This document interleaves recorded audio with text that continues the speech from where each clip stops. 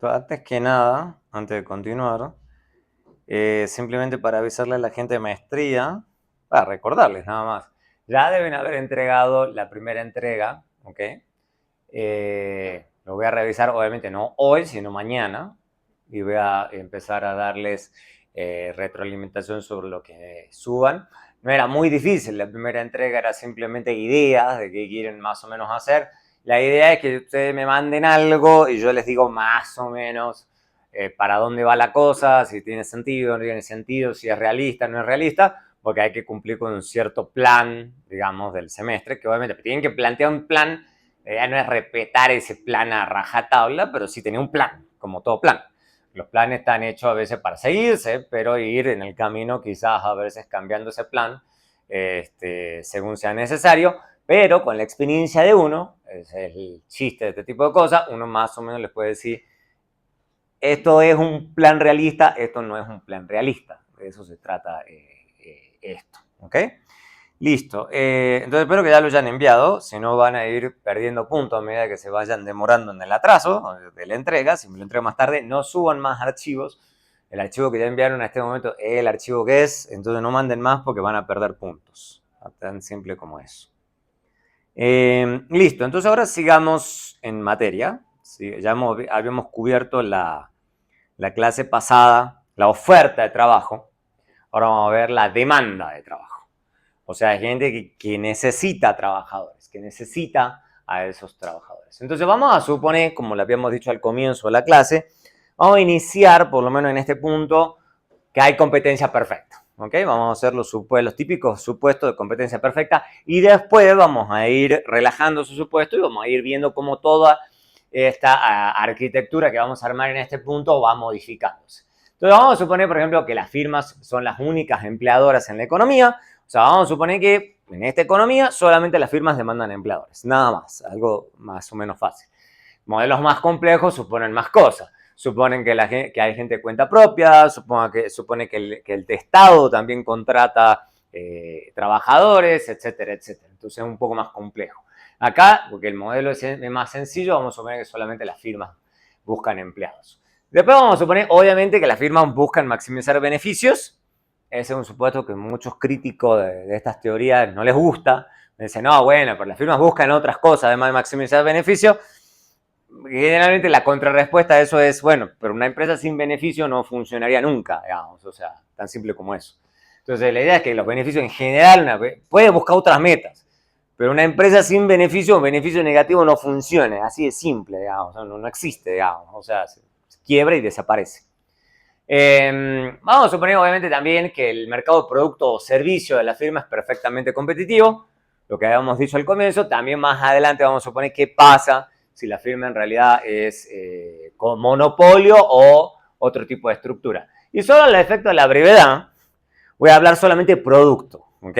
Entendido con una palabra más general, porque si no me tengo que hablar producto, servicio, producto, servicio, producto, servicio. Vamos a hablar producto para que sea fácil, ¿ok? Pero entendiendo que pues, se puede producir cualquier cosa, que la firma puede producir un ítem, una cosa que es lo que quiere producir, para eso necesita empleadores. Y también vamos a suponer en este punto de nuevo que el mercado de trabajo es perfectamente competitivo. O sea, la firma es minúscula dentro del mercado de trabajadores. O sea, es una empresa muy pequeña y demasiadas que están compitiendo por un montón de trabajadores. Entonces, del otro lado, tampoco hay poder de mercado. O sea, los trabajadores no pueden negociar. ¿Ok? También. Entonces, eso hace que básicamente se limite mucho las variables sobre las que las firmas tienen control. Entonces, eso simplifica el modelo en este punto. Más adelante vamos a ver que a medida que vamos permitiendo poder de algún lado y del otro, el modelo se vuelve más difícil. Por eso empezamos con este que es el más fácil. Y la cosa después se va complicando. Entonces, que el mercado de productos sea competitivo, por ejemplo, hace que P venga dado. O sea, P, que es el precio del producto que es el que vende la firma, venga dado. Eso ya lo tienen que haber visto en el micro, ¿ok? Entonces no es manipulado por la firma, básicamente. Y después, que el mercado del trabajo sea competitivo, también hace que el salario venga dado. O sea, como empleador también, la firma no puede elegir el salario. Punto. Entonces, P y W son fijos, ¿ok? Para la firma. Pero eso es obviamente haciendo los supuestos de competencia. Si lo relajamos, la cosa se vuelve más difícil. ¿Okay? Lo que sí puede manejar entonces, esta firma no es ni lo uno ni lo otro, pero lo que sí puede manejar es la cantidad de producto que quiere producir. Eso sí lo tiene que elegir, ¿ok? Y obviamente el chiste de esto es que para producir esa cantidad de producto necesita trabajo. Por eso demanda trabajo. Esa es la idea, ¿ok? Entonces vamos a suponer, por ahora, que lo único que necesita para producir es capital y trabajo. Fácil, ¿ok? Capital y trabajo. Obviamente, a los efectos de esta clase, nos vamos a concentrar mucho en trabajo, pero vamos a ver que incluso suponiendo solamente esas dos variables, el capital también va a ser importante, ¿ok? El capital también va a ser importante. Entonces vamos a hablar mucho a lo largo de la clase del producto marginal. Ese concepto ya lo tienen que haber visto, ¿ok? Acá simplemente lo vamos a usar más de forma más intensiva, ¿ok? Vamos a suponer entonces que la firma tiene una función de producción. ¿Se acuerdan de micro? O sea, teoría de la firma y todo eso. Bueno, acá vuelve a aparecer, ¿ok? O sea, eso no se van a poder escapar. Si quieran, no van a poder escapar estas cosas. Con esto se define, por ejemplo, producto marginal del trabajo y obviamente producto marginal del capital. La anotación que yo prefiero es PMGL, PMGK. No sé si algún otro profe haya elegido otra, pero esa es la que yo aprendí hace 1000 años, es la que voy a usar acá. Punto. O sea, esto es como le digo, de la puerta para adentro dictadura. Yo dicto que esa es la anotación. Punto. ¿Quieren usar otra? Ok, pero tiene que ser claro para mí después en el examen. ¿Ok? Si quieren usar otra anotación. Pero esas son las que yo voy a usar. Que obviamente, como sí, eso sí viene de matemática, de cálculo, la notación de derivada parcial es esta. Entonces espero que sí la entiendan. ¿Okay? La idea es que esas derivadas son parciales, entonces se está suponiendo que la cantidad del otro factor es constante. Eso sí va a ser importante. ¿Por qué? Porque normalmente se supone cosas como, por ejemplo, que el producto marginal del trabajo, cuando aumenta el capital, es positivo y que el producto marginal del capital también aumenta cuando aumenta el trabajo. ¿Okay? O sea, se asume también, típicamente en estos modelos, que la productividad marginal son funciones crecientes del otro factor. ¿Qué tienen? Más o menos tiene sentido. La idea es que los trabajadores, si los trabajadores tienen acceso a más maquinaria, más computadoras, más edificios, más cosas con las cuales trabajan, más herramientas, van a ser más productivos. Y también, si yo en una fábrica contrato más trabajadores, la fábrica produce más. Es así de simple, digamos. Esa es la idea de productividades que tienen un efecto, que se dice productividad marginal cruzada positiva. O sea que del otro factor también es positivo. Obviamente, entonces hay maximización de beneficios. Entonces, los beneficios de la firma, obviamente, están dados por la resta de los ingresos menos los costos. Fácil. ¿Ok? Ya, sencillo. Lo que vamos a hacer un poco más explícito, digamos, para los efectos de esta clase, todo el santo tiempo, obviamente, es que para maximizar esos beneficios, él tiene que elegir L y K. Entonces, L y K está acá, entonces esto es la función de producción, y L y K están acá. Simple. ¿Okay? Y, como ya deberían haber probablemente aprendido en su primero, máximo segundo semestre, hay unas condiciones de primer orden para una maximización. ¿Okay? De toda la vida, maximizar, maximizar, maximizar, por eso se les enseña cálculo. Entonces, hay una primera condición de primer orden que es derivar esa función de beneficios respecto del trabajo. Entonces, eso yo le saco la productividad marginal del trabajo menos el salario igual a 0 y hago lo mismo respecto al capital. Simple, ¿ok? Simple. Entonces voy a sacar el valor del producto marginal y el valor del producto marginal del trabajo igual al salario, valor del producto marginal del capital igual a la renta del capital. Esas son las condiciones de primer orden para un máximo, ¿ok? Para maximizar beneficios. Y esta, lo que había dicho en las primeras clases, nos vamos a concentrar mucho en esta primera, pero también hay que tener en cuenta esta, ¿ok? Vamos a tener en cuenta las dos, ¿ok? Típicamente vamos a enfocar más en trabajo, ¿ok? Pero porque la clase se llama mercado laboral, pero no nos podemos perder de vista tampoco el capital, ¿ok? O sea, entonces básicamente lo que hace la firma maximizadora es buscar que el valor del producto marginal, o sea, lo que le ingresa extra por ese producto adicional que tiene de cada trabajador o de cada unidad del capital, sea igual a ese costo marginal. ¿Ok? El costo marginal, dado que él es un contratador perfectamente competitivo en el mercado de trabajo y el mercado de capital, es igual simplemente al costo. Ya. ¿Ok? Entonces a él le cuesta lo mismo contratar el primer trabajador que el milésimo o el millonésimo, igual que la primera unidad de capital, la última, ¿okay? Porque es una firma pequeña. Entonces, como el costo marginal del trabajador es una hora adicional, W, ¿okay? Entonces, de nuevo, dado que todos esos mercados son competitivos, entonces la firma no tiene control sobre precios. Lo único sobre lo que tiene control es sobre cantidades. Eso es lo que estamos haciendo. Sencillo. Entonces, en el corto plazo vamos a derivar dos. Estas son las condiciones de maximización de beneficios ideales. ¿Ok? Pero entonces vamos a suponer dos cosas, y eso va a ser importante, que también lo tienen que haber visto, solamente que acá voy a hacer más enfoque en los factores de producción. Entonces vamos a hablar de la demanda de trabajo, por ejemplo, de corto plazo. ¿Ok? Entonces también habían visto oferta de parte de la firma en el corto plazo, oferta en el corto plazo y largo plazo. Acá hay demanda de trabajo en el corto plazo y demanda de trabajo en el largo plazo. Lo mismo. Son extensiones. En el corto plazo, el supuesto usual es que se puede cambiar la cantidad de trabajadores, pero no de capital. Eso es un supuesto usual, porque ¿cuál es la idea? La idea es que la firma tiene típicamente una fábrica ya armada, una maquinaria, un edificio, o sea, todo lo que ustedes quieran que sea no humano, típicamente eso la firma lo tiene que tener fijo, típicamente, ¿ok? Entonces, pero él sí puede elegir la cantidad de trabajadores, ¿ok? O sea, eso es normalmente entonces fijo en el corto plazo. El capital es algo que ya está instalado. Y lo que termina eligiendo en el corto plazo es solamente cuántos trabajadores contratar, ¿ok? Esa es la idea. Que hay más flexibilidad sobre los trabajadores que sobre el capital. En el corto plazo. En el corto plazo. Entonces, la idea es que solamente va a elegir la cantidad de trabajadores en el corto plazo. Si eso es cierto, entonces solamente vamos a estar concentrados en esta condición. Si estamos hablando solo en el corto plazo. O sea, que el valor del producto marginal igual al salario. Y el capital viene dado. El capital no lo elige. ¿Okay? Porque estamos parados en el corto plazo. Entonces, vamos a empezar con el corto plazo y después nos vamos al largo. Vamos a ver la conexión entre los dos. ¿Okay? Entonces, eso va a establecer la relación entre W, que está acá, y la cantidad de trabajo, que está acá dado por el producto marginal. ¿Ok? Vamos a ver un ejemplo, obviamente. Porque acá se ve medio raro. ¿Okay? Vamos a ver un ejemplo. Vamos a ver un ejemplo con una función que tienen que haber visto hasta el cansancio. ¿Ok?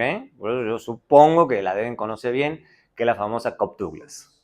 La tienen que haber visto hasta el hartajo. ¿Ok? Todo examen con diferentes variantes, con una A, con una beta, con una alfa, con un B, con una A, o sea, no sé. Hay demasiadas variantes de las Cobb-Douglas. Pero acá estoy poniendo la más amigable. En el examen les puedo poner la que yo quiera. ¿Ok? Acá le voy poniendo una. Entonces, típicamente se supone que beta está entre 0 y 1. Eso es lo típico. Ya ven, ustedes los ponían cuál es la interpretación del beta y demás. Pero ahora nos vamos a concentrar solamente sobre la demanda. Entonces, obviamente, lo primero que vamos a necesitar es el producto marginal del trabajo. En este caso es fácil, porque básicamente la derivada de acá, entonces la típica, bajo el beta le resto 1, entonces me queda beta menos 1, 1 menos beta, entonces puedo poner esto dividido acá, y me queda algo un poco más amigable, podría poner K sobre L elevado a la 1 dividido en beta, pero no voy a meter en eso, por ejemplo, en este punto. Depende hasta dónde quieran que llegue con el álgebra. Pero básicamente, entonces este empleador lo que va a hacer a este producto marginal, en vez de, dado que va a igualar así, entonces esto es lo que va a dar, ¿ok? Mi demanda de trabajo. Puedo hacer un poco de álgebra si tengo ganas, obviamente, y eso es lo que voy a hacer.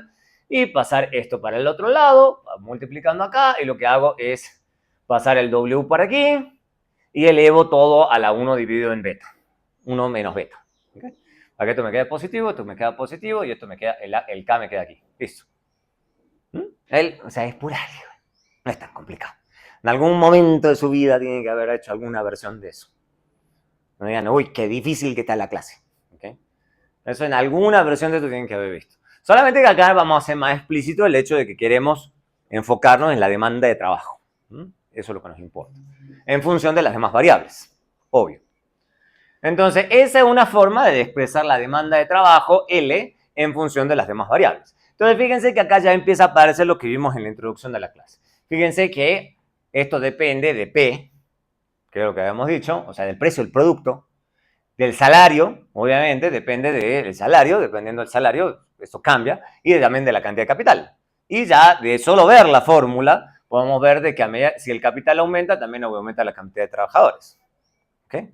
Entonces, hay cosas lógicas que empiezan a surgir de este tipo de herramientas. Entonces no es pura matemática así abstracta, es porque salen resultados que uno dice, sí, esto más o menos tiene sentido, ¿ok? Pues simplemente estamos conectando ideas. Entonces, nos veamos, por ejemplo, que si sacamos la derivada, otra derivada, entonces ahora sacamos la derivada respecto a W. Entonces ahí sí tenemos que aplicar regla de la cadena, la derivada de lo que está afuera por la derivada de lo que está adentro, hacer un poquito de álgebra, hacer un poquito más pesado. Lo que toca es simplemente usar lo que ustedes ya deberían saber, ya deberían manejar. ¿Okay? Regla de la cadena, entonces yo sí les puedo poner en un examen tal función de producción derive la demanda y derive cuál es el efecto marginal del salario sobre la demanda. Deberían poder hacerlo, son dos derivadas. Una derivada y después la otra derivada. O sea, a ver. O sea, si no saben sacar derivada, estamos mal. ¿Ok? Entonces, lo que lo sacamos. Hacen un poquito de álgebra y ya les quedan estos términos así. Y si se fijan, con un poco de paciencia, tenemos el menos acá. Entonces eso ya nos está dando más o menos el signo. 1 dividido en W, eso es positivo, obvio. 1 menos beta, esto también es positivo. Listo.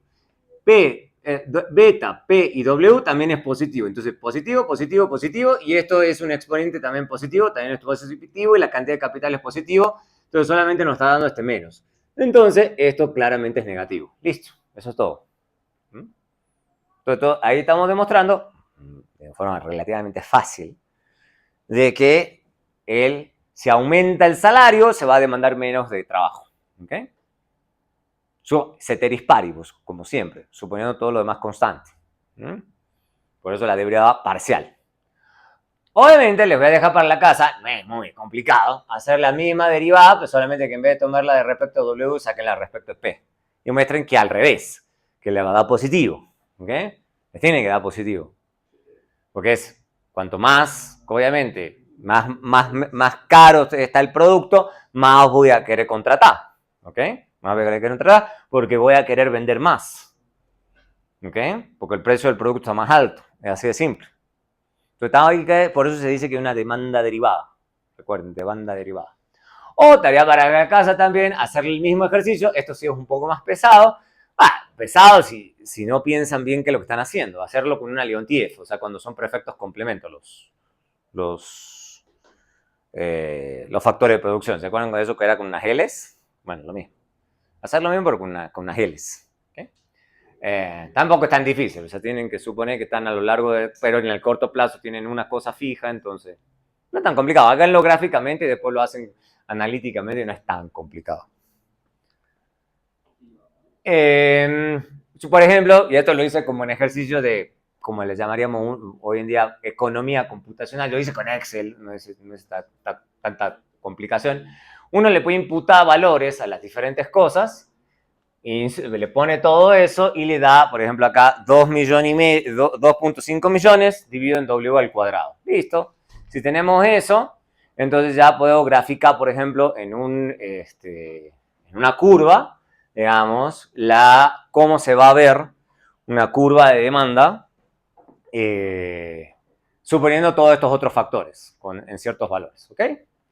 Entonces así se vería. O sea, a cada nivel salarial, cuál es la demanda de trabajo que tiene esta firma y tiene esta forma de curva. Y obviamente que es lo que resulta de tener una Cobb Douglas, que es una forma no lineal, entonces tenemos una demanda de trabajo no lineal. Y esto, ¿por qué lo estoy poniendo acá? No es solamente por una curiosidad, sino que eso es lo que se hace en muchos lugares, en el Banco de la República, el Ministerio de Hacienda, en muchos lugares que hacen macro simulaciones. En las macro simulaciones normalmente se asume ciertos betas, ciertas cosas de la economía, y lo que hace la gente es simular. Simulan ofertas, simulan demandas, simulan el equilibrio de mercado y dicen, bueno, si toco tal cosa en el mercado, ¿qué pasa? Y hacen que todo se mueva. ¿Okay? Eso es lo divertido de economía computacional.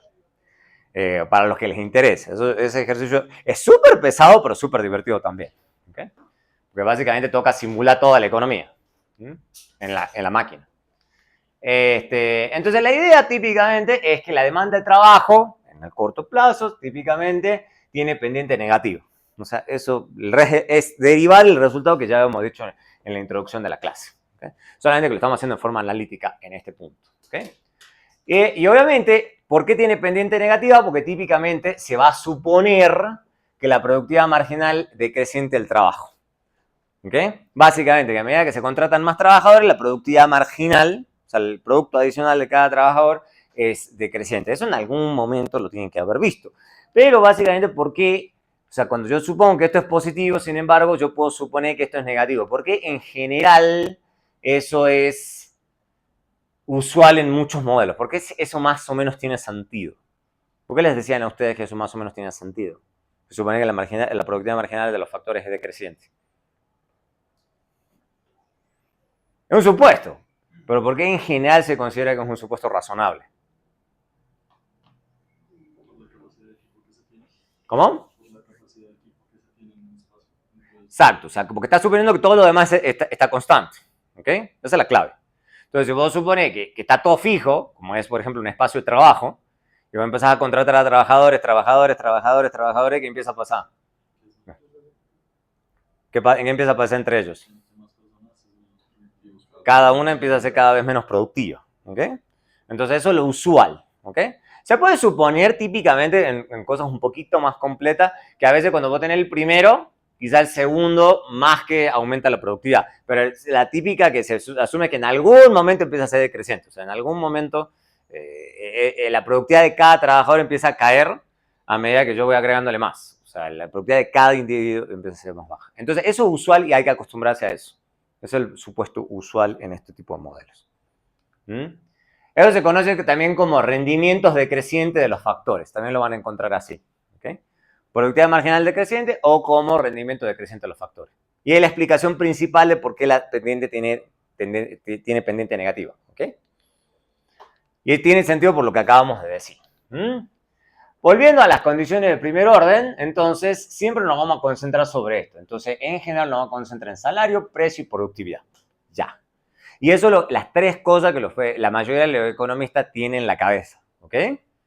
Precio, salario, productividad. Precio, salario, productividad. Precio, salario, productividad. ¿Ok? Eso se puede reescribir también como productividad marginal del trabajo igual a W sobre P. Entonces, ¿qué te está indicando también? Que la firma maximiza ingresos cuando el valor real del trabajo para el empleador es la productividad marginal del trabajador. Eso es lo que realmente le importa al empresario. O sea, que el trabajador produzca. ¿Ok? Y eso lo estoy igualando al valor real, porque eso es básicamente el salario dividido en precios. Este es el salario real. Entonces, salario, esa es la idea que siempre tienen los economistas. Esa ecuación se parece sencilla, pero no es tan sencilla. Dice, los economistas cuando dicen hay que aumentar la productividad, están hablando de eso, porque si se aumenta la productividad de la economía, los ingresos reales de la gente va a subir. ¿Ok? Eso es lo que la gente está pensando. O sea, no es productividad por productividad, o sea, eso es lo que se tienen en mente. ¿Ok? Sí. O sea, solo se ve desde una vía, ¿no? No se ve al revés. O sea, si en vez de que la economía suba y los salarios suben, no es desde que lo que sube son los salarios, la economía no necesariamente sube, ¿cierto? ¿Cómo? Ya me perdiste. O sea, cuando la productividad de la economía sube, hace que los salarios suban. Pero si se ve, por ejemplo, al revés, o sea, por ejemplo, lo que pasó ahorita, los salarios son los que suben, no necesariamente hace que la economía suba. Ahí dónde está la discusión de eso. Eso es un buen punto. Si uno sube W, ahí están los que argumentan, a eso va a subir la productividad. Están los otros que dicen que va a subir los precios, porque lo que se está buscando es igual a esto. Porque acá estamos suponiendo que estamos en competencia perfecta y que no hay manipulación de precios, pero uno sabe que en la realidad si se ajustan los precios. Me sube el precio de un factor, subo los precios de lo que vendo. ¿Para qué están los otros que dicen, pero va a subir la productividad? Perfectamente la productividad puede ser constante, me subís esto, subo esto y la productividad se mantiene fija. ¿Y listo? Se neutraliza. ¿Subirá la productividad? Bueno, ese es el argumento que tienen algunos, que dicen, no, se le paga más a la gente, entonces en teoría debería ser más productiva. No sé. Lo que ocurre, esto sí es personal, es que el gobierno lo está obligando. Diferente cuando es una decisión de la firma. Si la firma decide subir salarios, bueno, alguna razón tendrá. Pero si el gobierno se lo impone, allá es otra discusión. O sea, ahí es donde está el debate, ¿ok? Ahí es donde está el debate. Si la firma lo sube, porque de hecho hay un caso famoso, allá por ¿cuánto fue eso? 1900, así cuando Ford recién estaba en sus inicios. Ford, una de las cosas que hizo Ford, como empresa, no porque el Estado se lo haya obligado, Ford como que dijo, no, necesito muchos trabajadores y necesito que todos estén contentos trabajando. Entonces, Ford decidió subir él los salarios. Entonces tenía una fila eterna de gente, digamos, ahí, queriendo trabajar para Ford. Y de hecho, la productividad subió, y subió un montón. Pero bueno, pero porque ellos están diciendo, subo el salario, subo la productividad, pero porque lo están haciendo de forma individual. Si el Estado lo impone, ahí sí yo ya no sé. Porque ahí sí la gente sí tiene incentivo, porque dice, no, es que Ford nada más es el que está subiendo los salarios. Entonces, ese empleo en Ford tiene más valor. ¿Okay? Entonces, la gente sí valora, entonces se pone a producir mucho más en Ford. En el resto de la economía, no creo, digamos. O sea, porque no es que una empresa subiendo el salario haga que la productividad de toda la economía suba, digamos. O sea, no funciona así. O sea, no es que uno diga, mira cómo a él le está pagando mejor, yo voy a pagar mejor. No, o sea, no pasa así. ¿Okay? Entonces, esa es la idea. Por eso, como le digo, volvamos a esta igualdad. Esta igualdad tiene mucho que ver con la discusión general de política pública. ¿Okay? Así se vea tonta. Así ustedes lo vean como una derivada parcial, resultado de una derivada de condición de primer orden. En la cabeza de los economistas están pensando permanentemente que las firmas están buscando eso. ¿Okay? Están buscando igualdad a eso. ¿Okay? Obviamente, una vez que hemos derivado la demanda de trabajo de cada firma, es fácil de tomar la demanda de trabajo del mercado. Una vez que hacemos eso, lo que hacemos es simplemente sumar la cantidad de trabajadores que cada firma contrata a cada salario. Entonces, sumamos toda esa cantidad de trabajadores y listo, ya tenemos la demanda de trabajadores del mercado. ¿Ok? Sencillo, ¿no? ¿Okay? Puse mostrar gráficos solamente a los efectos de ser exhaustivo.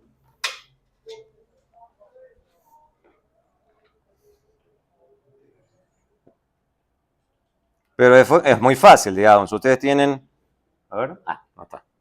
Perdón. Okay. Listo. Y grande. Se ve bien grande. Listo. Entonces ustedes tienen varias firmas. Ya lo hemos hecho este gráfico solamente para los efectos de repetir. Uy, no me gustó. Listo. Y lo que hacen para cada firma, esta es la firma 1, esta es la firma 2. Esto es el salario, lo que demanda la firma 1, lo que demanda la firma 2. En el mercado, esto no es el mercado, esto es el mercado. Mercado de demanda. Mercado. ¿Ok? Entonces, básicamente, por ejemplo, esto es la firma 1, esto es la firma 2. Entonces, lo que se demanda en el mercado, que es la suma de los dos, o sea, esto es L1 más L2. ¿Ok? A cada salario, entonces lo que uno va haciendo es, por ejemplo, a este salario solo demanda la firma 1. Entonces tengo este puntito. Y después acá tengo la suma de esta firma más esta firma. Entonces es este segmento más este segmento. Y ya. Entonces tengo una cosa acá. Entonces típicamente en los gráficos, cuando uno lo hace bonito y demás, les da una cosa como esta. Así. Y de hecho uno puede suponer, para que le dé suave, es que va entrando todo un montón de firmas. Entonces idealmente esto se debería ver como un montón de segmentitos. Feo. Con un montón de segmentos en donde cada firma va entrando al mercado a medida que se va abaratando los salarios. ¿Ok? O sea, van entrando todas las firmas y todas las firmas van demandando una cierta cantidad de trabajadores a cada salario posible. Muy simple. Entonces, esa parte es fácil. Esa parte es súper fácil. Perdón. Obviamente, una vez que hacemos todo esto, que es la parte fácil, tenemos que pensar la de largo plazo. La de largo plazo Ya tenemos que pensar en lo que le llamaban las isocuantas de producción, que es casi lo mismo que el análisis, es medio parecido a las curvas de indiferencia y tiene más o menos las mismas características, ¿ok? Que es lo que ya le habían dicho en teoría de la firma, son las isocuantas de producción, mientras está más abajo, producimos menos, a medida que nos movemos arriba y a la derecha, más cantidad de producción, simple, ¿ok? Lo mismo de toda la vida, ¿ok? Entonces, ¿qué hacemos allá en el largo plazo? Es permitirle cambiar la cantidad de capital y la cantidad de trabajo. Y ahí va a volver a aparecer lo que vimos al inicio, que son las condiciones de primer orden. Porque ahora puede elegir capital y trabajo. Pero eso va a estar restringido por, ya vamos a ver, diferentes factores. Tenemos la isocuanta de producción, que tiene pendiente negativa, se supone en el IK sustituto en el proceso de producción, se supone que más hacia arriba de la derecha mayores niveles de producción, lo que han visto toda la vida. Son convexas al origen, porque no son perfectos sustitutos, la tasa marginal de sustitución, que es cómo se cambia el capital de trabajo en cada punto de esa curva, y está la famosa curva de isocostos. O sea, tenemos la isocuanta de producción, la curva de isocostos. La curva de isocostos es que queremos minimizar los costos dado cada nivel de producción que queremos elegir. Cada punto de la curva de isocosto son los costos totales, dado el nivel de capital y trabajo que estoy eligiendo, que viene dado por esto, ¿ok? Esto lo tienen que haber visto siempre, por eso estoy diciendo rápido, ¿ok? Estoy asumiendo que ya vieron esto, estamos haciendo simplemente un repaso rápido, ¿ok? Para conectar puntos después. Reordenan términos y les queda K igual a los costos totales dividido en el costo de capital por el precio relativo de los factores. Eso es lo que más nos va a importar a nosotros en esta clase, ¿ok? Típicamente, entonces, vamos a tener la curva de isocostos, capital, trabajo. Este es el costo total dividido en el precio del capital, el costo total dividido en el precio del salario y el precio relativo de los factores. Esto es lo que realmente nos va a importar a nosotros. ¿Por qué? Porque acá está el salario y acá está el capital, ¿ok? El salario es lo que nos va a importar, pero el capital también va a ser importante, ¿ok? Porque ahí van a estar la optimización, ¿no? Entonces, cuanto más arriba y a la derecha indican costos totales mayores. Usamos la isocuanta de producción y la isocuanta de costo y encontramos un punto de menor costo. Hacemos lo mismo de las condiciones de primer orden de recién. Hacemos lo mismo que recién. Trabajamos con ambas ecuaciones. Tenemos el precio igual a esto, y lo que ya deben haber visto en otras clases, llegaban a esta condición.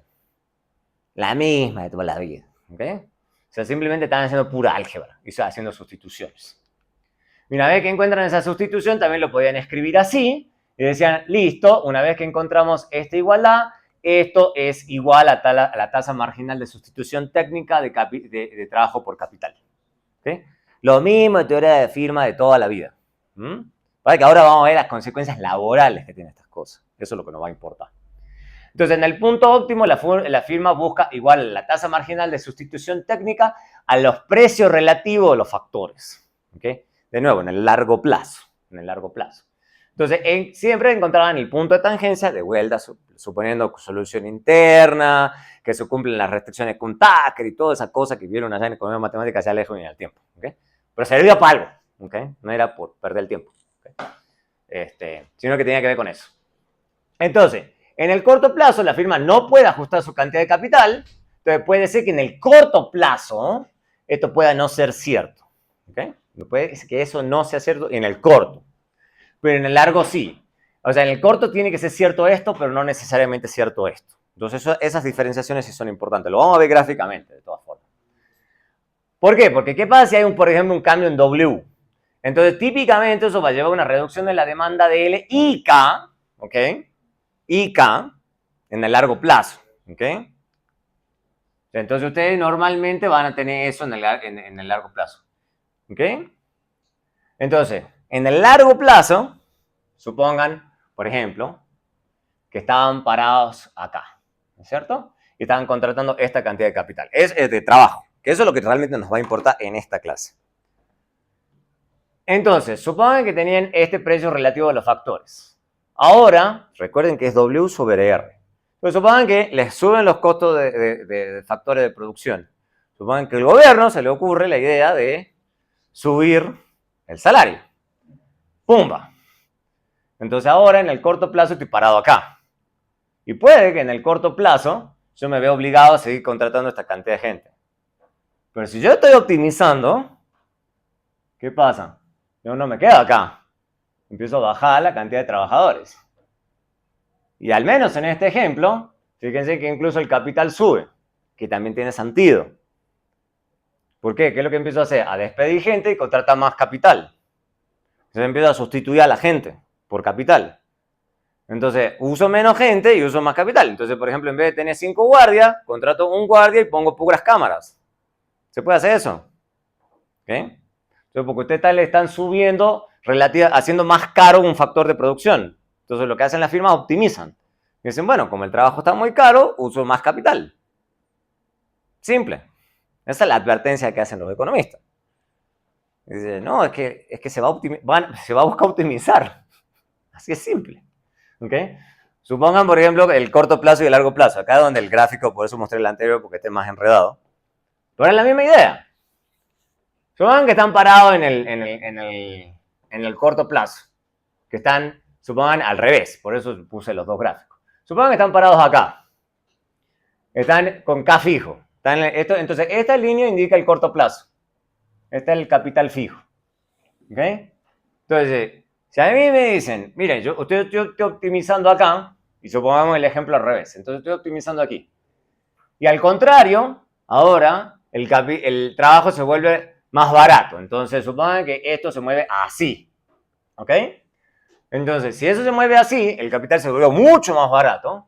Entonces, puede ser que yo, en el corto plazo, me vea obligado a contratar esta cantidad de gente, porque, bueno, todavía estoy restringido en el capital.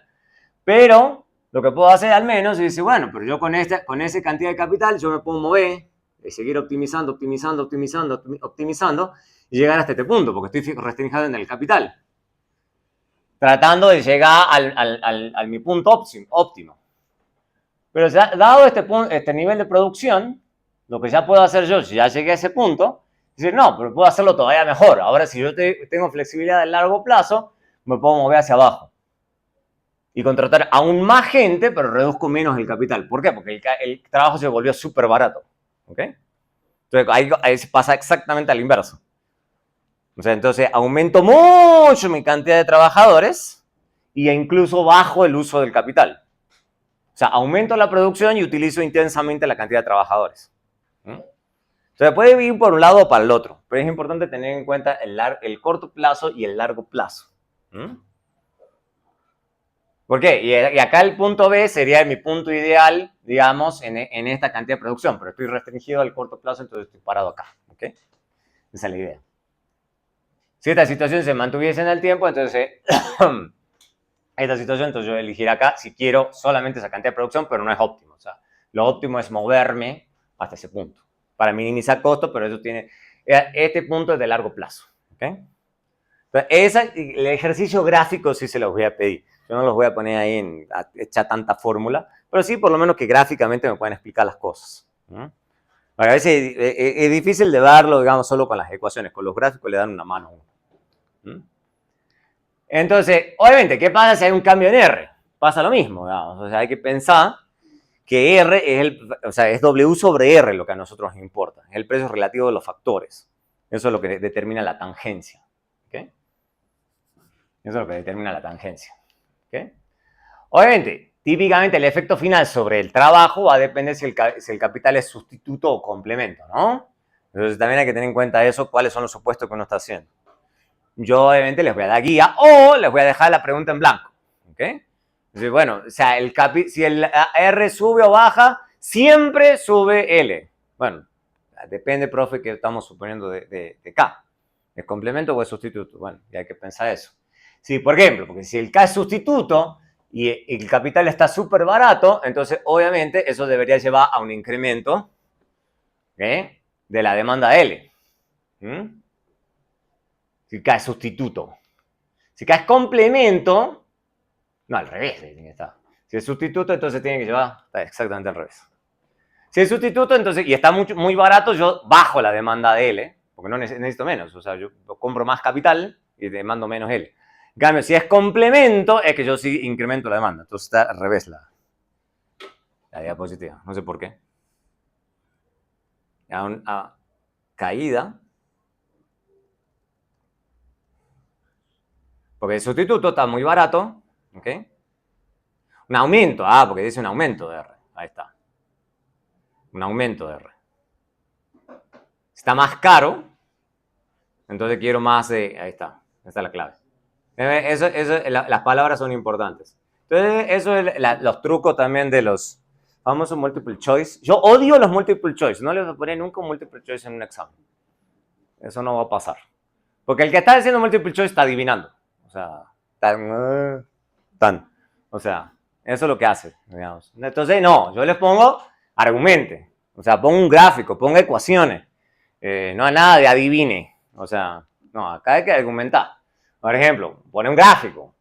Pone un gráfico, digamos, no es difícil, digamos. Cantidad de trabajo, unidad de capital, tengo la curva de iso-costo. Entonces, sí, usted, profe, acá usted me está diciendo que se está volviendo más, que está cambiando el precio relativo a los factores. En este caso, el trabajo, ¿ok?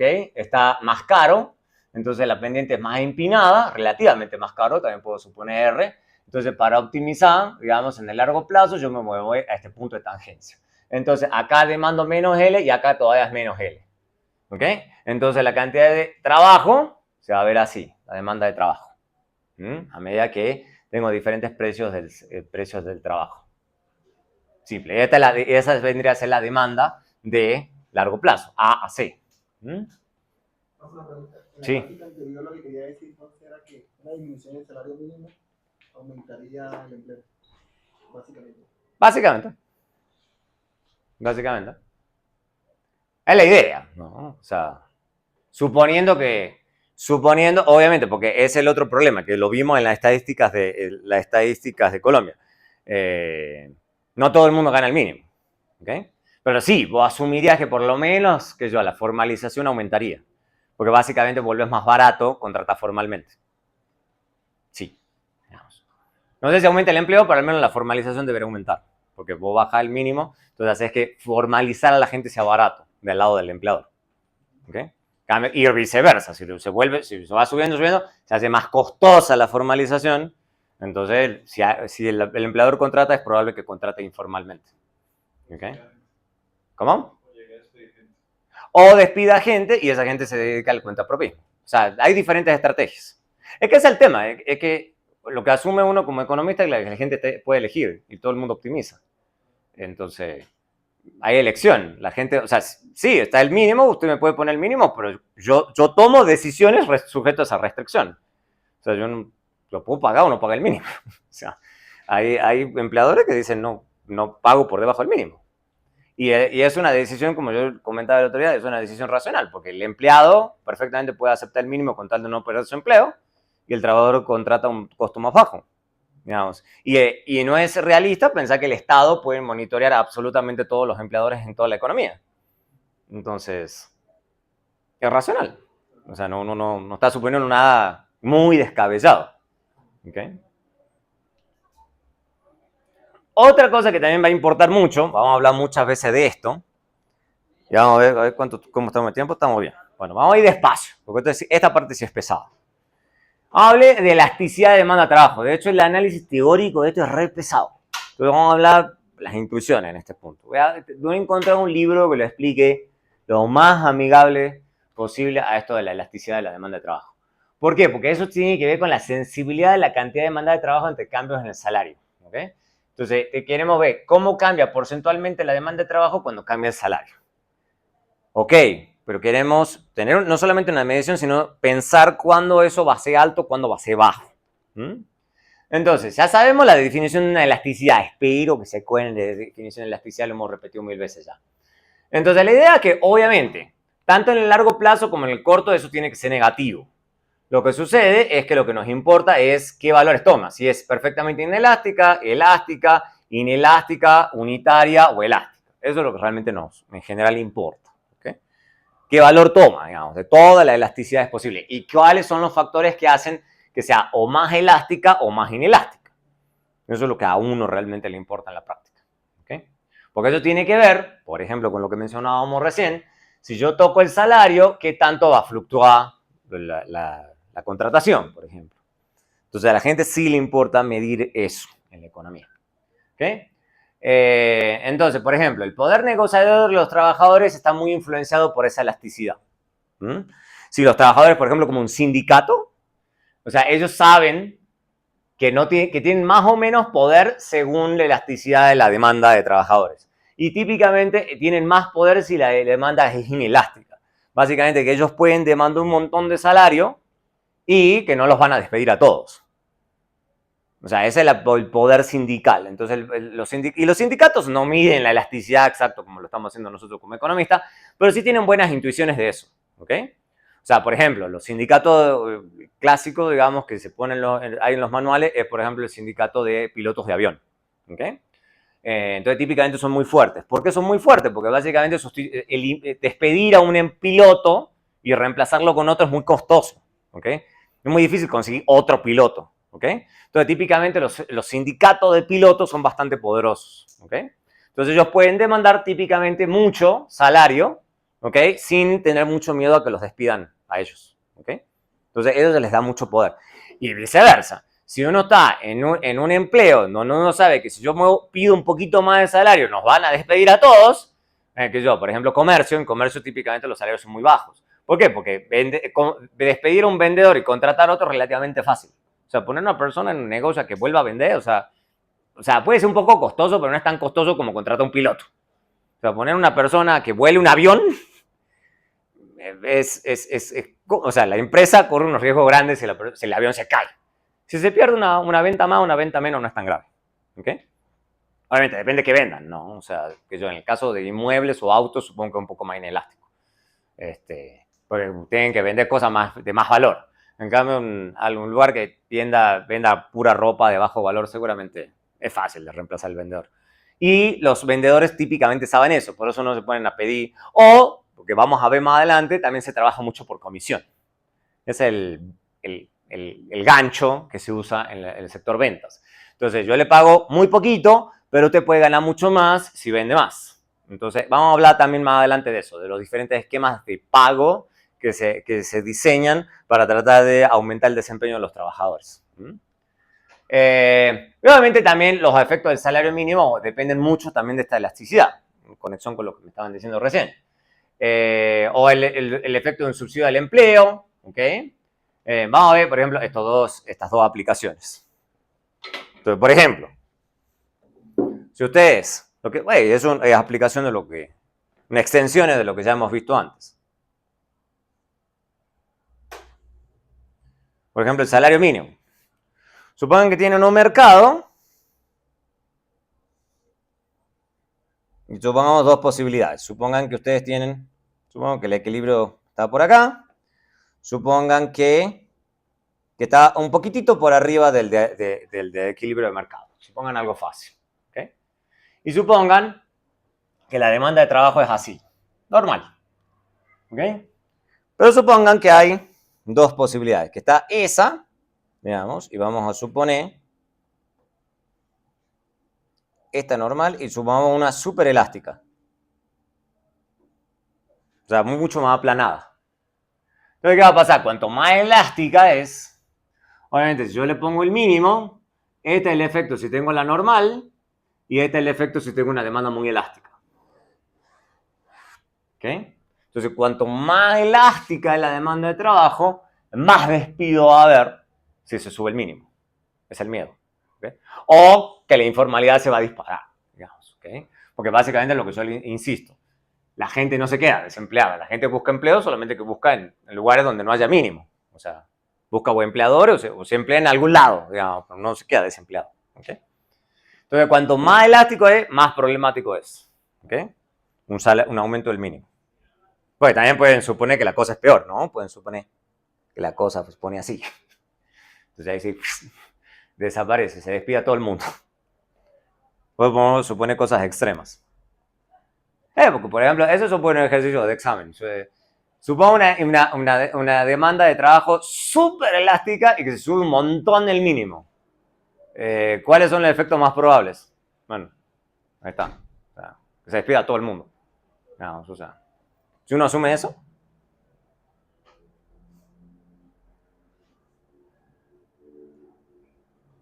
Y obviamente los subsidios al empleo. Sí, el subsidio al empleo.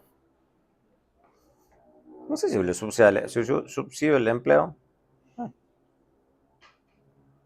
Fija, Depende de cómo estemos pensando. Si es el subsidio del empleo, estamos suponiendo que se cubra. Entonces depende de la elasticidad de la oferta, no la elasticidad de la demanda. Claro, a pensar después.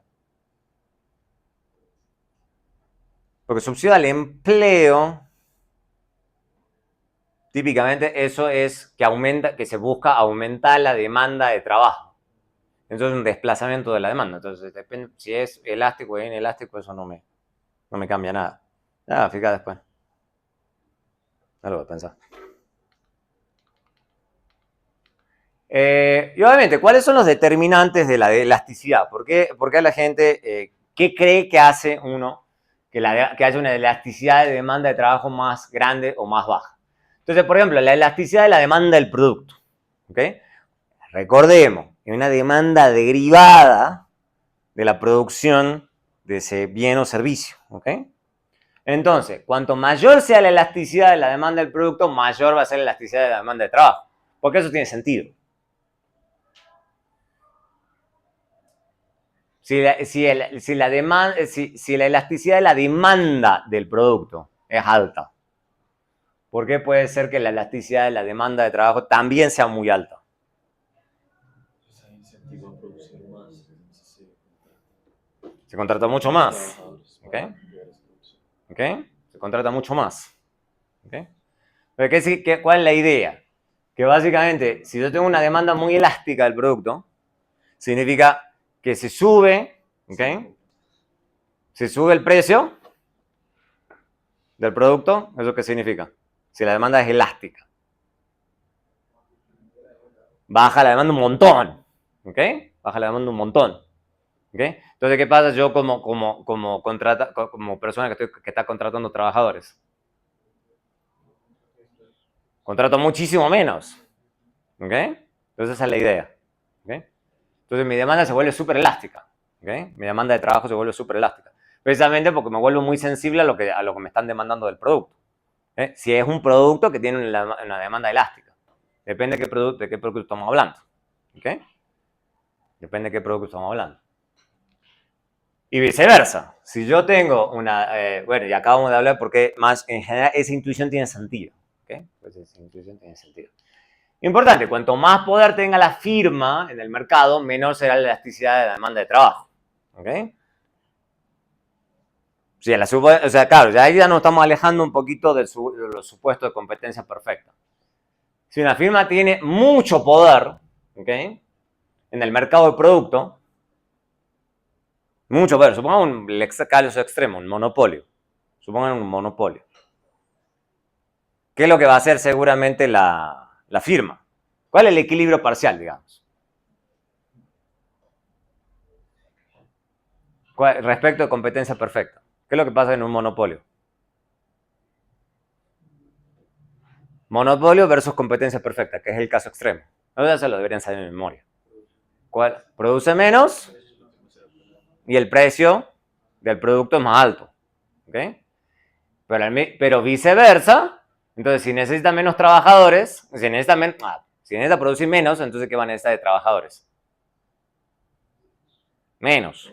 ¿Ok? Entonces cuanto más poder tiene, menos la elasticidad, porque tiene poder. ¿Ok? Tiene poder en el mercado del producto, incluso en el mercado del producto nada más. Entonces también él vuelve menos elástica su demanda de trabajo, porque él no necesita tantos trabajadores. ¿Ok? Él necesita menos. Comparado con una firma de competencia perfecta. ¿Ok? Que una firma de competencia perfecta. Esa es la idea. Y obviamente la demanda de corto plazo, ese es el problema también, cuando uno piensa en esto, de corto y largo plazo. La demanda de corto plazo típicamente es más inelástica que la de largo. Eso ya lo hemos visto con las curvas. Pero ¿por qué también intuitivamente incluso así tiene sentido? Porque se puede suponer que típicamente en el corto plazo es más inelástico que en el largo.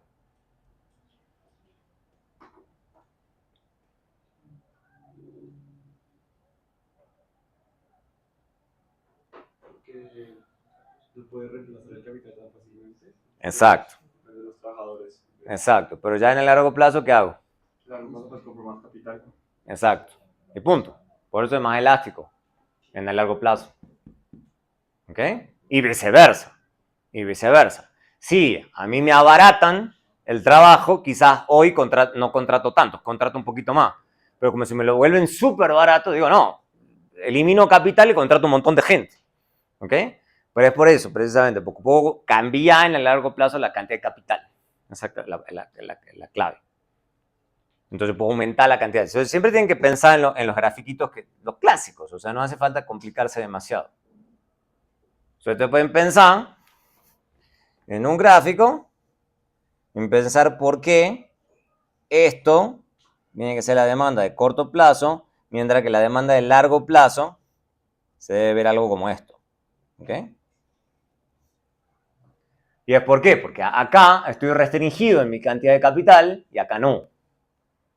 ¿Ok? Acá no. Acá yo lo puedo cambiar completamente. Entonces tengo mucha más flexibilidad para cambiar mi cantidad. En cambio, acá, como acá estoy restringido, sí, no lo puedo hacer. ¿Ok? Como que ustedes podrían pensar, de hecho, que la de corto plazo es para el capital 1. Acá hay otra demanda para la cantidad de capital 2.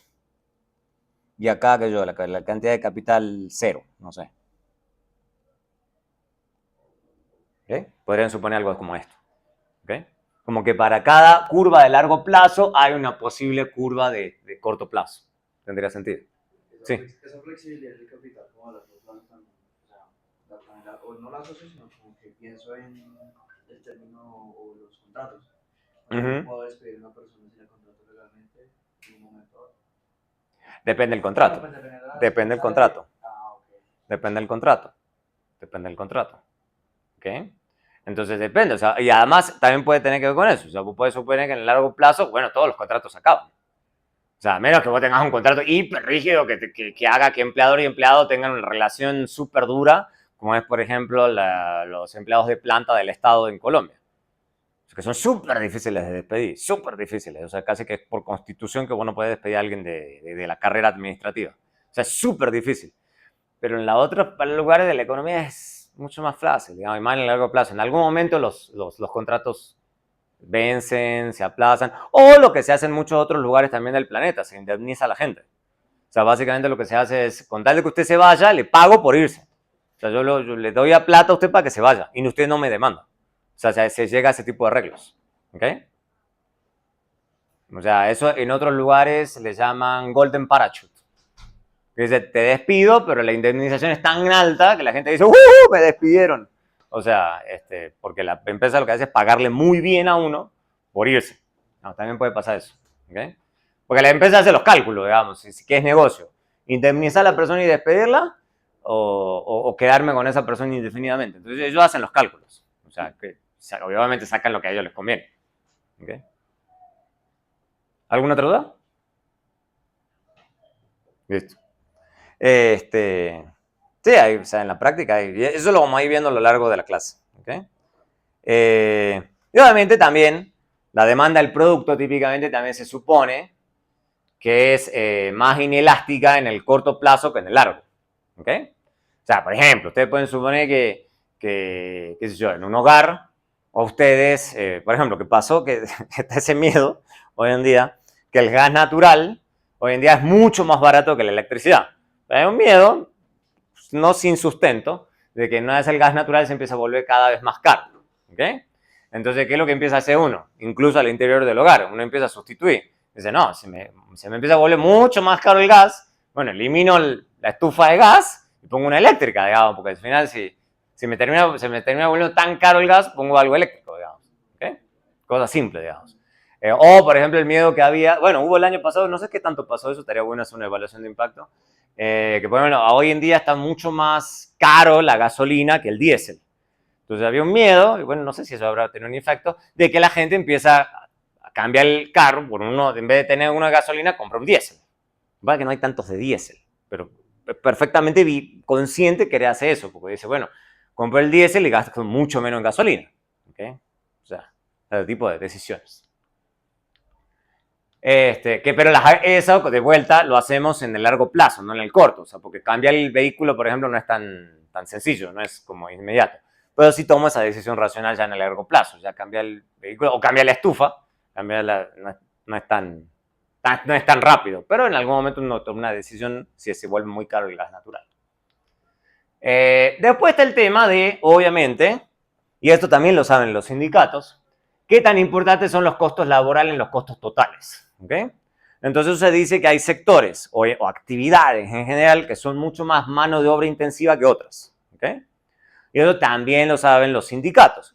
Cuando los sindicatos saben que los costos laborales son algo súper importante, digamos, entonces sí tienen más poder de mercado. ¿Okay? Entonces, mientras mayor sea esa proporción, mayor es la elasticidad. ¿Okay? Mayor es la elasticidad. ¿Por qué? Porque básicamente si es súper importante los costos salariales, bueno, en el momento que me los tocan, despido un montón de gente, digamos. O sea, es así de simple, porque son muy importantes. En cambio, si no es una cosa crítica, pueden subirlo y total, dentro de mi función de producción no es un factor tan importante, entonces simplemente contrato, les pago más. O sea, es mucho más costo eficiente pagarle a una o dos personas un poco más que tener a miles de personas y pagarle mucho más. O sea, los números no cierran, digamos, intuitivamente, ¿no? O sea, es simplemente intuición de lo que yo le estoy dando. Podríamos hacerlo matemáticamente, pero es bien pesado, bien pesado. Y no he encontrado todavía un libro que lo haga amigable. Eso, hacerlo amigable a este tipo de análisis es bastante pesado. Pero en general la intuición tiene sentido, ¿ok? Cuanto más importante sea la mano de obra. Por ejemplo, sectores que típicamente la mano de obra no es muy importante, para que sepan, y después lo vamos a ver más adelante. Petróleo. Petróleo y minería típicamente son mucho más capital intensivo que mano de obra intensivo. Porque con unos cuantos ingenieros y unas cuantas gente que explote el pozo es suficiente, digamos. O sea, anda bien la cosa. Finanzas. El sector financiero también contrata poca mano de obra, digamos. Porque típicamente, o sea, la masa es el sistema bancario, ¿ok? De ahí se saca el rendimiento, ¿ok? Entonces, en esos sectores la elasticidad es relativamente baja. A otros sectores la elasticidad es mucho más alta, el sector comercio, el que decía recién. Ahí se contrata mucha mano de obra porque sí se depende mucho de que la gente venda. Eso es lo que lo llaman a ustedes, no es casualidad, digamos. Eso es lo que lo llaman por venderle cosas, porque si no hay ventas, la cosa se quiebra, digamos. Entonces, y la única forma de lograr realmente ventas es con gente. ¿Okay? Entonces, el sector comercio sí tiene mucha elasticidad, porque entonces si tú te tocan un poquito el salario ahí, es complicada la cosa. ¿Okay? Entonces, básicamente eso es, el cambio en el salario puede trasladarse a mayores precios. ¿Okay? El precio del producto sube puesto que el aumento de los costos implica a todas las firmas. Sencillo. Y después, obviamente, sustitución con otros factores de producción. Eso también es importante. Si ustedes saben, bueno, y eso es el miedo que hay ahora con la IA y demás, si hay alguna herramienta que el empleador puede usar y sustituirlo a uno, bueno, uno no se pone muy en piqui, digamos, o sea, con los salarios. O sea, ¿por qué? Pues si uno se pone a demandar tanto, dice, no, pero en vez de contratarlo a usted, pongo una máquina, digamos, es más fácil, digamos. En cambio, si uno sabe que no hay muchos sustitutos a uno, ahí sí es más complicado, ¿ok? Es más complicado. Entonces ahí uno tiene un poquito más de poder, ¿ok? Entonces ahí uno puede demandar más salario y la elasticidad se vuelve más inelástica, ¿ok? Uno puede pedir más sin el riesgo que a uno despida. O eso pasa en todo el sector. O sea, si los trabajadores de un sector saben que no es fácil de sustituirlos, ¿ok? El ejemplo de vuelta, de las aerolíneas. Sí, hay una suerte de piloto automático, pero ellos sí necesitan a alguien que esté piloteando el avión, ¿ok? Hay alguna cosa ahí de piloto, o sea, no sé si todo el mundo, por ejemplo, estaría también tan convencido de que el avión se vuele solo, no sé. Por ejemplo, lo mismo que está pasando, que le pasó ahora, que era el miedo que había hace unos años, no sé qué irá a pasar ahora con estas nuevas IA, que tenían miedo que, por ejemplo, que se autoconducieran los vehículos. Por ejemplo, los camiones, los autos con Tesla. Tesla empezó a promocionar eso y no le funcionó. Digamos, y al final del día uno sí necesita que haya alguien ahí conduciendo el vehículo, digamos. Como que son como asistencias de manejo, pero no son sustitutos tan perfectos entonces de la mano de obra. Porque había un miedo, no infundado, no tan infundado, de que los fueran a sustituir. ¿Okay? Que básicamente iban a poner una máquina que hiciera el trabajo del camionero. Al final no pasó, pero podría pasar. ¿Okay? Estamos hablando corto, largo plazo, uno no sabe el largo plazo cuándo llega. ¿Okay? Porque cuanto más fácil es sustituir a los trabajadores, más elástica es esa demanda. ¿Okay? Entonces, hay que pensar ese tipo de cosas también. ¿Okay? El tiempo obviamente es clave. ¿Okay? Es mucho más fácil sustituir trabajadores en el largo que en el corto plazo. Lógico. ¿Okay? Entonces siempre hay que tener eso en la cabeza. Estamos hablando de corto, mediano o largo plazo. En el largo plazo muchas cosas son posibles, pero uno no sabe cuándo llega. Y obviamente está la elasticidad de la oferta de los factores de producción. Eso es menos intuitivo, ya le voy a hacer un par de gráficos, pero no es tan obvio. ¿Okay? Si la elasticidad de la oferta de los otros factores es alta, entonces será más alta la elasticidad de la demanda de trabajo. Vamos a ver, entonces, eso tiene que ver con el tema de equilibrio general. Vamos por partes. ¿Okay? Porque acuerden que en general nosotros en esta clase vamos a pensar en equilibrios parciales, pero hay que pensar también en equilibrios generales. Entonces, supongan ustedes que sube el W, ¿okay? Entonces disminuye L. Tiene sentido, ¿no? Esto ya lo mueve. Esta parte sí está fácil. Vamos a ver más adelante. Si disminuye L, si se demanda menos de L, y supongan que todas las firmas empiezan a demandar menos de L, entonces se va a demandar más K. Porque esa es la idea. O sea, en el largo plazo lo que hace, o sea, no lo hace solamente una firma. Todas las firmas van a actuar de la misma forma. O sea, todas optimizan. O sea, todas las firmas están optimizando al mismo tiempo. Entonces, sube W, disminuye L, entonces todas las firmas disminuyen L, entonces en la economía se demanda más K. Entonces se desplaza la demanda de K. Si todas las firmas demandan más K, entonces eso va a subir la demanda de K. O sea, se desplaza la curva de oferta. Si se desplaza la curva de demanda de K, eso significa que eso se tiene que traducir en un aumento en R. Porque es toda la economía. Piensen que en equilibrio general. ¿Okay? Recuerden, están conectando todos los mercados. Entonces, sube W, se baja L, se cambia L por K, se demanda más K, entonces sube la demanda de K, entonces tienen que subir la demanda el punto de equilibrio básicamente de R. Si pasa eso y la oferta es muy inelástica, o sea, básicamente tienen la oferta súper elástica, lo suben, sube un montón R y K sube poco. ¿Ok? Entonces, porque eso tiene que ver con la elasticidad de oferta de los otros factores. Piensen en equilibrio general. Entonces, si la oferta es muy inelástica, pasa eso. Si es muy elástica, entonces R sube poco y K sube mucho. ¿Ok? Si K sube poco, entonces la elasticidad de la demanda de trabajo es baja por esta conexión. ¿Ok? En cambio, si la elasticidad es mucha, entonces la elasticidad de la demanda de trabajo es alta. Pues subió W y se demanda mucho de L o mucho de K. Hay que pensar ese tipo de cosas. ¿Qué tanto baja L respecto de cuánto sube K? Eso es lo que estamos haciendo. Hay que pensar en términos de equilibrio general. ¿Me siguió la lógica o no? ¿Quién se perdió? Yo sé que conectar todas estas cosas a veces es difícil. Por eso los modelos de equilibrio general son divertidos. ¿Okay? Porque uno toca una cosa y mueve todas. ¿Okay? Tiene que ver con esto. ¿Okay? Tiene que ver con esto. ¿Hay estimaciones empíricas? Bueno, sí hemos visto estimaciones empíricas en otro de los papers, pero hay un montón. ¡Uf! Estimaciones de la elasticidad de demanda. ¿Okay? Obviamente, eso es difícil. ¿Okay? Eso es difícil en general. Si alguien se anima para esta clase, buenísimo, pero algo pesado de hacer. Porque además tienen que ser súper creativos. ¿Okay? Porque típicamente el ceteris paribus es complicado. Eso es lo que aprendieron el día 1 en econometría. En econometría 1 lo primero que se les enseña es eso, el ceteris paribus, un ideal inalcanzable con los datos. Por eso se hacen modelos de equilibrio general computable. Los modelos de equilibrio general computable sí lo están logrando artificialmente, pero lo están logrando. ¿Okay? En los datos es imposible. En los datos no se puede, así uno quisiera. No es viable. ¿Okay? Pero hay estimaciones que se pueden hacer. Por ejemplo, este estudio hace un metaestudio de 100 estudios de demanda de trabajo, ¿ok? Y concluye por lo menos que para Estados Unidos hay una demanda de trabajo de largo plazo unitario. O sea, básicamente, que se sube en la economía, en promedio, un 1% los salarios, va a haber una disminución en el trabajo del 1% en el largo plazo. Eso es lo que está diciendo. En promedio.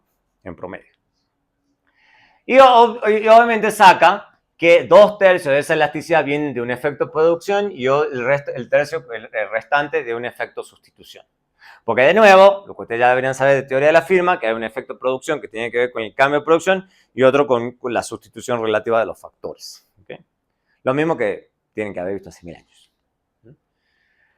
Listo. Por último, vamos a ver, a los efectos de esta sección, cómo se hace esto en la práctica. O sea, más allá, no la elasticidad, porque la elasticidad es súper pesado, tendríamos que hacer una clase o clases. Sería bastante largo. Si alguien se anima, buenísimo, y ahí nos metemos de lleno. Pero no lo voy a cubrir en general porque se volvería esto más una clase de De econometría, básicamente, porque no es ni microeconometría ni macroeconometría. O sea, esto es como una mezcla. Entonces no me quiero poner a darles una econometría durísima, porque sería bien duro, porque depende cuál de todas las estrategias que ustedes están buscando para medir elasticidad. Lo que sí podemos hacer, y eso sí no es tan difícil, es explicarles cómo se mide el empleo por sector económico. Entonces, todas las encuestas de hogares, entre eso la gran encuesta y en general las encuestas laborales, tienen una cosa que se llama Clasificación Industrial Internacional Uniforme o la nomenclatura SIU. ¿Ok? Entonces, siempre hay que buscar en los datos si tienen SIU. O International Standard Industrial Classification, ISIC. ¿Ok? En los datos siempre van a encontrar eso. Entonces, es forma de calcular dentro de una economía dónde está empleada la gente. ¿Okay? En economía, en una ciudad, en un departamento, en lo que ustedes quieran. Pero es la forma de saber en qué sector económico está empleada la gente. Una clasificación diseñada por la Nación Unida, entonces en general está disponible en casi cualquier encuesta de hogar. Entonces se pueden ir acá a la GIH o se pueden ir a un lugar ahí en México o a un lugar de Europa o Argentina o Chile o Brasil, en general lo tienen estos códigos. Un código, si mal no recuerdo, que tiene algo así como 980 sectores económicos identificados, algo alrededor. ¿Okay? Si uno se va a los 4 dígitos, esto es por dígito. Entonces ustedes pueden identificar y lo que hace uno es agregarlos, obviamente, o desagregarlos según el gusto. Hay muchas versiones y la última que ha salido hasta ahora es la de 2008, pero hay una que está en revisión que es la de 2005, porque claro, ¿qué es lo que pasa a través del tiempo? Los sectores económicos medio que van mutando un poquito, entonces la clasificación se empieza a volver un poquito inútil a medida que van pasando décadas. O sea, estamos hablando ya de 2008, bueno, ya estamos en 2026, bueno, entonces ya medio que hay que sacar una nueva versión. Y además, y hasta que las Naciones Unidas se le ocurre eso, y las Naciones Unidas van a cada uno de los organismos estadísticos explicándole la nueva clasificación y cada uno de los organismos estadísticos lo implementa en cada una de esas cosas, eso se demora. ¿Ok? Pero es para que sepan de que hay varias. Creo que está 3, 4 y ahora ya la 5. El más desagregado da 4 dígitos. ¿Ok? Esa es la más desagregada. Y obviamente, según el gusto de cada uno, uno hace más o menos dígitos. ¿Okay? La degradación más común que ustedes van a encontrar siempre es agricultura, industria y servicio. Esas son las 3 primeras, los 3 grandes sectores que la gente se ocupa. Y después, dentro de cada uno desagrega esos 3 grandes sectores. Vamos a hablar de eso. Yo, por ejemplo, a los efectos de esta presentación, yo les voy a mostrar los 12 sectores máximo, que son los que usa el DANE para dividir el PIB. ¿Okay? Entonces, uno puede conectar empleo con PIB. Y eso vamos a hablar más adelante, uno puede hablar de productividad. Pero ya vamos a llegar a eso. Es como para que sepan por qué voy a elegir 12 y no 38, no 47, podría elegir lo que yo quisiera. Entonces veamos, por ejemplo, los 3 grandes sectores. Los 3 grandes sectores en Colombia. Entonces, en Colombia, fíjense, y acá tengo 4 años, 2007, 13, 19 y 2025, el último que tengo. ¿Y qué es lo que se ve? Que la cosa no ha cambiado demasiado. Incluso en todos estos años, básicamente, servicios es cada vez más importante. ¿Okay? O sea, básicamente pasó del 60% al 66%. ¿Ok? Y que lo que está perdiendo poco a poco protagonismo, en términos de empleo, ¿no? Es agricultura. Es agricultura. Cada vez menos gente está empleada en agricultura, mientras que industria se está manteniendo relativamente constante. Vamos a ver qué está dentro de cada uno de sus sectores. Pero como para que más o menos vayan a tener un panorama de hacia dónde se va a estar haciendo la economía colombiana. ¿Qué es lo que voy a hacer? Voy a abrir estos sectores un poquito más, para hacerlo un poco más entretenido. Entonces, en agricultura voy a poner solamente agricultura y pesca, ya. ¿Qué es lo que hace industria, en cambio? Lo voy a abrir entre mini canteras, eso es petróleo y minería, manufacturas de todo, de cualquier cosa, luz, gas y agua, o sea, utilidades, estas. Construcción, o sea, edificios y en general. Después tenemos comercio, el sector de información, o sea, ingeniería, o internet, o cualquiera de esas cosas. El sector financiero, el sector inmobiliario, actividades profesionales y administrativas, actividades públicas, educación y salud y otros servicios. ¿Okay? Esos son los 12 sectores que voy a mostrarles cómo está la desagregación de la demanda, básicamente, de trabajadores en Colombia. Entonces, ¿qué es lo que se ve? Acá no se ve mucho, porque esto es empleo por sectores como el total. ¿Ok? Pero lo que se ve claramente acá, ¿quién se lleva el protagonismo independientemente del año en todo esto? Comercio. ¿Okay?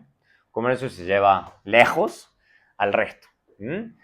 Quizá el segundo ahí se ve claramente es agricultura, el tercero es manufacturas, ¿okay? Y después el resto de los otros sectores. Eso en términos absolutos. En términos absolutos. En términos relativos, entonces esto es absoluto, esto es relativo. Así uno presenta este tipo de estadísticas. En términos relativos, ¿qué ve uno? Que básicamente, de nuevo, comercio es el que se lleva lejos el grueso. Entonces la mayoría de la gente está en Colombia empleada en comercio. ¿Okay? La gran mayoría, o sea, cerca de un tercio de la gente hoy en día, 2025, está en comercio. O sea, se dedica a la venta de cosas. ¿Okay? Después le siguen los demás. ¿Okay? Después le siguen los demás. Fíjense que esto es seguido por agricultura. ¿Okay? Y es seguido después por actividades públicas, educación, salud y demás. Y acá tenemos otros servicios. ¿Okay? El sector de información es esta barrita azul que está acá, oscurita, estas cositas chiquitas. Hay poca gente que está ahí. El sector construcción está por acá. Entonces se darán cuenta que es básicamente una economía con mucho protagonismo del comercio, con gente que sí está ocupada en el campo, por eso a veces el campo a veces sale mucho en las noticias, y después el sector público. Entonces básicamente el sector público, educación y salud. ¿Pero qué lugares paga más? Porque siempre hay que pensar tanto empleo como salarios. Esta es la parte que también es divertida. Cuanto más alta la barra, obviamente, mejor paga el sector. Y creo que ve uno claramente, acá ya es un poquito diferente. Súper interesante que, ¿cuáles son los lugares que pagan más? Finanzas. ¿Okay? Sector bancario. Entonces, el sector bancario es el que típicamente sale todos los años y tiene unos rendimientos bien jugosos. Bueno, parte de eso llega al trabajador. ¿Okay? Parte de eso el trabajador que trabaja en ese sector. Y fíjense que eso va en subida. Pero el otro sector que también está bastante bien, el sector de información. Eso es gente que básicamente provee servicios de programación o telecomunicaciones y ese tipo de cosas. También está pagando bastante bien últimamente. Pero ¿cuáles otros sectores? Bueno, también el sector público paga bien. El sector público paga bien. Y también otro sector que ha tenido sus altibajos, claramente, el sector de minas y petróleo. ¿Okay? Fíjense que venía pagando muy bien, pero en el último periodo ya no tanto. ¿Por qué? Porque la cosa en el sector petrolero no está tan bien, ¿okay? Últimamente. Eso tiene diferentes explicaciones, tanto internacionales como nacionales. Pero acá es donde uno se da cuenta, como les digo, dónde está, cómo va evolucionando esto. Y fíjense que también el sector inmobiliario también está en boom. ¿Okay? Es súper interesante ver ambas cosas. ¿Okay? Tanto salarios como empleo. Tanto salarios como empleo. Vamos a ver más adelante cómo se conecta esto con otros conceptos que vamos a ir estudiando a lo largo de la clase, como por ejemplo el concepto de productividad. Cómo la productividad de los diferentes sectores está muy conectada en cuanto a qué gana la gente en esos sectores. Eso va a ser súper importante. Vamos a ver que los sectores más productivos es donde generalmente la gente gana más. Por eso hay tanta insistencia en la productividad. Porque cuando la productividad sube, los salarios suben. ¿Okay? Eso es lo que a la gente importa. ¿Okay? Cada vez cuando la productividad baja, los ingresos no son tan buenos. ¿Okay? Como en comercio. Comercio es el gran ejemplo. O en la construcción. Y con eso que construcción es súper importante. Y fíjense que el sector que peor paga es agricultura y pesca. ¿Okay? Es el que peor paga. Lejos. Y eso que estoy hablando solamente de 12 sectores. Podríamos abrir esto mucho más. Si se meten en los microdatos, ahí tienen para tela para cortar para rato. Si tienen ganas de meterse en subsectores. ¿Okay? Súper divertido hacer eso. Entonces, y pueden conectar, por ejemplo, empleo con salarios. También es súper divertido hacer eso. Siempre teniendo en mente de que esos son equilibrios de mercado. Ojo a la hora de que sacar elasticidades. Ojo, porque no están pudiendo hacer el supuesto de ceteris paribus. Pero tengan cuidado con ese tipo de cosas. ¿Ok?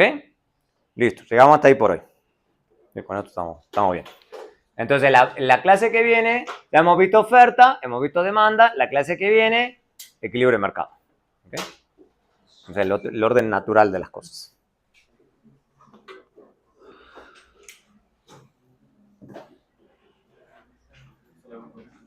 ¿No?